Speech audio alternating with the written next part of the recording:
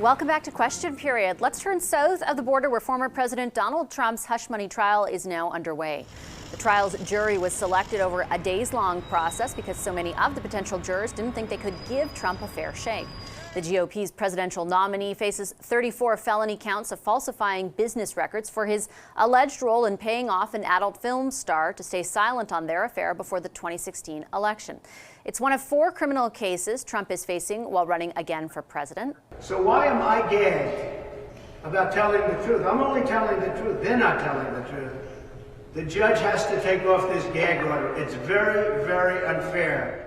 Will the trial impact his trajectory in that campaign? And where do things stand for both Trump and Joe Biden in this race? With me now to unpack that is Vanity Fair Special correspondent Brian Stelter and the Atlantic staff writer David Frum. Hi to both of you. Very good to see you. Thank you for making the time. Thank you. David, I'll start with you. Does this trial impact the bigger picture in your view, or have the potential to, I should say? Well, sure. One of the 2 great political parties in the United States is about to make a first, but it won't be the first Catholic or the first person of color or the first woman. It will be the first, very probably, convicted felon to run for president of the United States. And that's not a first that anybody can take pride in. And it's also an opening on more trials to come.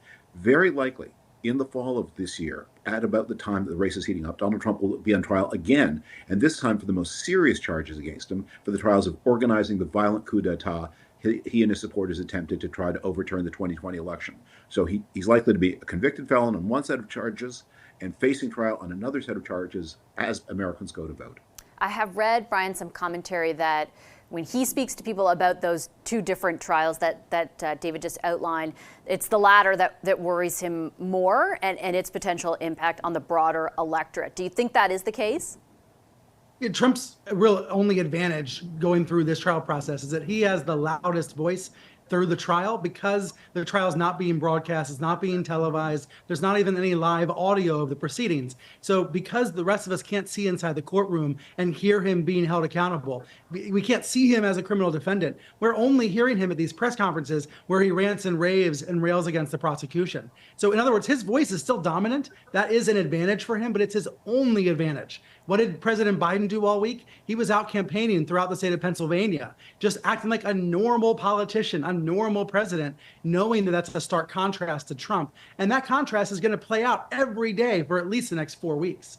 I wanted to ask also about that contrast in the general electorate versus Republican supporters, because what we saw through the laying of many of these charges, David, is that it in fact bolstered his base, bolstered his fundraising. But when you look at polling, public opinion polling that's being conducted, if he's convicted, the story changes a bit. Do you anticipate it will if that's the case? Look, I think there's a tendency to treat Trump as somehow not subject to the laws of political gravity. It's really important always to remember, whenever people talk about his popularity with a certain loudmouth set, that Donald Trump is one of the most unpopular figures to lead a major party ever.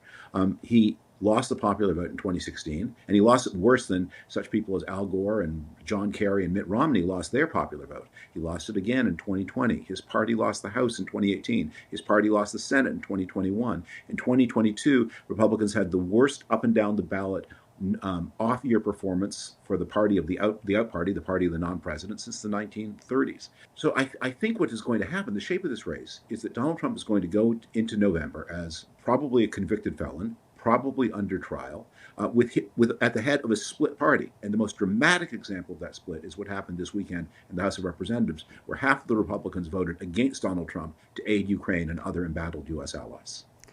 And what's your interpretation of that, Brian? How significant is that cleavage? Right. I think Trump acts 10 feet tall, and he's perceived to be 10 feet tall because many of his fans pretend that he's 10 feet tall. But, he's just like the rest of us, and he actually has a lot of weaknesses, as David just illustrated. Those weaknesses are often ignored by his base, his pro-Trump base, and then they're surprised when Trump loses again, or when his stock declines, or when he's on trial again. Now, this might be the only trial that actually occurs and is completed before the November election. So if I were to guess what the biggest factors are going to be in November, it may not actually be this criminal trial. This criminal trial will feel like old history by November. But David's absolutely right. The tensions within the GOP are the most interesting political stories right now. now. And sometimes, honestly, Trump doesn't know the answer, right? Trump tries to play it both ways or all ways and doesn't actually provide answers to those questions. Brian had mentioned a few minutes ago, David, that while this trial is unfolding, Biden is campaigning pretty heavily, and we see, emblematic of that is the amount of money, for example, his campaign has spent over the last month. What, in your view, is that campaign doing right, and what is the big challenge that they face, do you anticipate? I think the biggest thing that the Biden campaign is doing right is not stealing from the donors to give to the candidate. Very generous Simply not stealing is a huge advantage because the Trump campaign is about funding Donald Trump. Both his lifestyle, he's paying his wife almost $400,000 a year. He's paying his wife's hairdresser. He's paying people to do newspaper clippings for him. All of that is coming out of his campaign donations. And he's also taking from down ballot candidates. They're being asked to kick up to the man at the head of the chain, just like you see in The Sopranos. The Democrats, campaign money is never spent all that efficiently, but at least the Democrats are spending the money on the things it's ostensibly raised to do. And one of the reasons Donald Trump is going to have difficulty raising money, especially the bigger money, is a sense of pervasive leakage through the campaign of when you give $100 to help your candidates as a Republican, you have to accept that a large part of that money is being diverted. And maybe you're not sorry to see Donald Trump spending it on himself, but it's a caution that this money is not going to be used wisely or efficiently. And Brian, I'll just pick up on that and ask about the biggest challenge that Biden might face throughout the campaign or at this point in the campaign. To what degree is the Israel-Hamas war and his position on that impacting, do you think?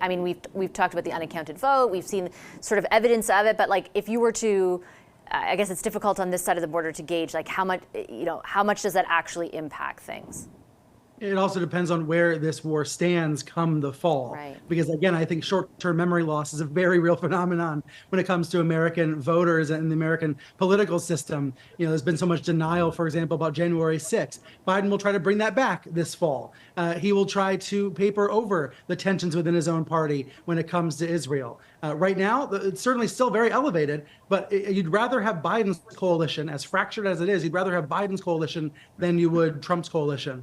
I think when I look at the fall, when I would look ahead to the general election, I think Biden's biggest challenge is actually what comes out of Trump's mouth, meaning whatever lies and innuendo Trump spreads, whatever claims he makes, his voice is still very loud among a subset of the electorate. And countering what Trump is saying, what Trump is claiming, is going to be a gigantic challenge, whether or not there are debates, whether or not there's a typical general election campaign or not. Okay, But go ahead, David, sorry. For every vote Biden loses from someone on the far left who's probably not a Democrat anyway and is probably going to vote for some other fringe party, he's picking up 2 among McCain, Romney, Bush Republicans who say, I don't love the Biden domestic policy, but on foreign policy, he's for America at a time when America needs people to be for it. Good point. Okay, I'm going to leave it on that note. Thank you very much, both of you. Appreciate the insights and analysis as always, David Frum and Brian Stelter. After a